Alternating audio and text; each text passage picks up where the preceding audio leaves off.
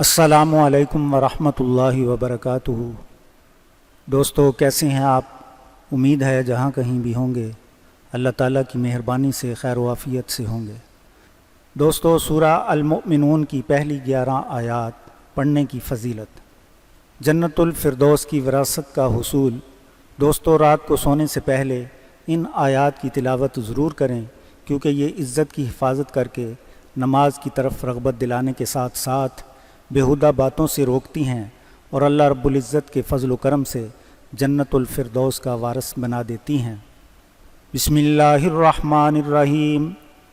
قد افلح المؤمنون الذین هم فی صلاتهم خاشعون والذین هم عن اللغو معرضون والذین هم للزکاة فاعلون والذین هم لفروجهم حافظون إلا على أزواجهم أو ما ملكت أيمانهم فإنهم غير ملومين فمن ابتغى وراء ذلك فأولئك هم العادون والذين هم لأماناتهم وعهدهم راعون والذين هم على صلواتهم يحافظون أولئك هم الوارثون الذين يرثون الفردوس هم فيها خالدون۔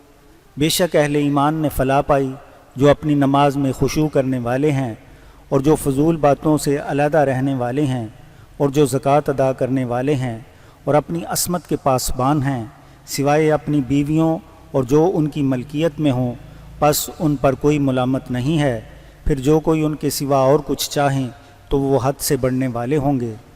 اور جو لوگ اپنی امانتوں اور اپنے عہد کو ملحوظ خاطر رکھتے ہیں اور اپنی نمازوں کی حفاظت کرنے والے ہیں، یہی لوگ ہیں جو وارث ہیں، اور ان لوگوں کو وراثت میں جنت الفردوس ملے گی، وہ اس میں ہمیشہ رہیں گے۔